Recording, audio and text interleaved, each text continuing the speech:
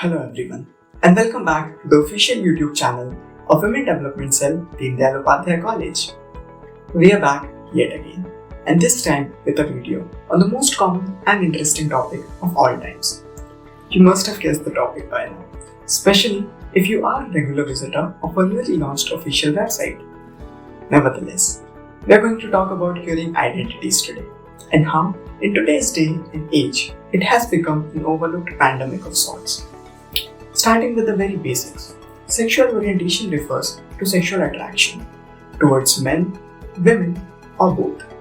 A person who is sexually attracted towards the same sex, whom we denote as non-heterosexual, represent a minority of adults. A person's sexuality or sexual orientation determine whom they do or do not feel attracted to. This attraction is generally sexual or romantic. Now, let us talk about different types of sexual orientations. The first one is heterosexuality. It includes people who are called straight and feel sexually and romantically attracted towards their opposite gender. The second one is bisexuality. Bisexuality refers to feeling of attraction towards both males and females. The next is homosexuality. Homosexuality is a term describing those who feel emotionally and physically attracted towards their same sex. And the fourth one is asexuality, which identifies as lack of traditional sexual orientation. An asexual has little or no attraction towards people. Sexual identity and sexual behavior are closely related to sexual orientation of an individual, and the difference between the two is a thin line, but very relevant. Sexual identity refers to an individual's conception of themselves. Behavior refers to sexual acts performed by the individual. And sexual orientation involves fantasies, attachments, and longings. An individual may or may not express their sexual orientation in their behavior. Now, let's talk about some common myths associated with people with different sexual orientation. The first myth is it's just a phase. No. Being LGBTQIA is an identity, not a choice, a phase you grow out of. It's not likely that a person one day woke up and thought, I think I'll try being gay. The second myth is that they are flamboyant or noticeable. You can't tell who are LGBTQIA youth just by looking at them or listening to them. Not all gay men are hairdressers. Not all lesbians are truck drivers. And all trans kids don't cross-dress. Societal stereotypes trap them in these gender boxes and limit them of their expressions of hopes and dreams. The third myth is that the parents have the right to know. No, everyone has the right to take their own sweet time to come out. Outing can be a life-altering decision, and in such instances, parental rejection can lead to youth homelessness. In some districts and states, it's illegal to disclose someone's LGBTQI identity without their permission. Next myth is that asexuality is celibacy. Celibacy means abstaining from sexual activity. No, they are two different things. Asexuality is a kind of sexual orientation and celibacy is a choice. Being asexual doesn't mean the person will never have sex. Being able to feel sexual pleasure, being attracted to someone, and wanting to have sex are three different things.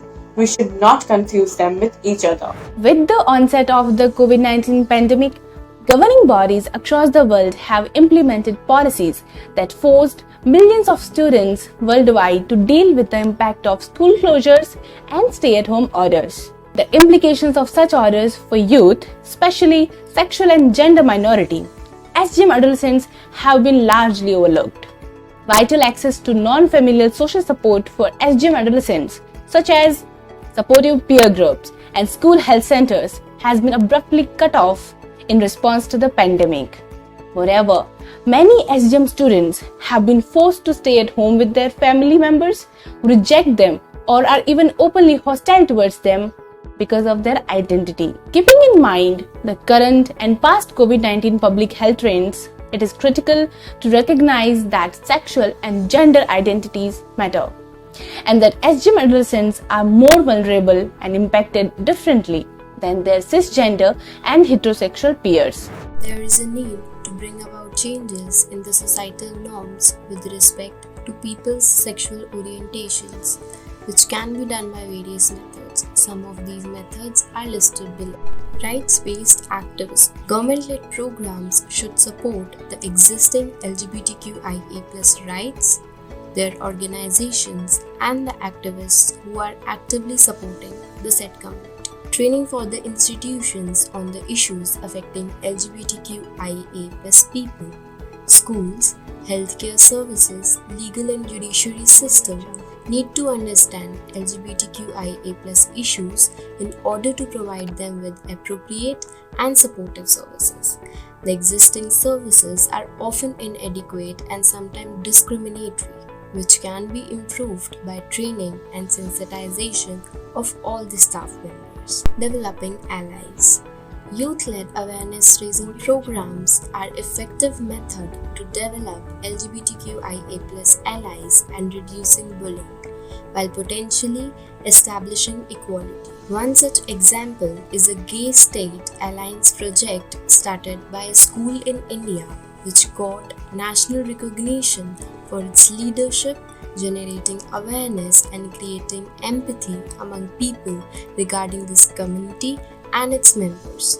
The student used different methods which eventually resulted in accommodating school environment, more supportive and open conversations with and for LGBTQIA+ members. Law changing is often the central aim for the LGBTQIA+ activists. For example, in Latin America, the Caribbean and in the South Asian region, many countries are liberalizing previously repressive regimes and instating new policies and law supporting LGBTQIA+ rights. After having talked about various sexual orientations, we should also discuss the fear and anxiety that engulfs a person when they finally realize their true self. It is not always an impromptu discovery. Some people have long known their sexual preferences, but it takes time to face their different personalities. A lot of factors influence the same, like a child raised in a less aware environment might feel disturbed with their behavior. It will be difficult to cope up with the realization of not being able to fit in. The struggle doesn't end here. Once a person comes out of his personality, they start weighing pros and cons of coming out from their family and friends. If they surround homophobic people, they traumatize for years to come out and accept themselves as they are. So, what should we need to do as a society? We should understand that each human being is entitled to express themselves without any fear.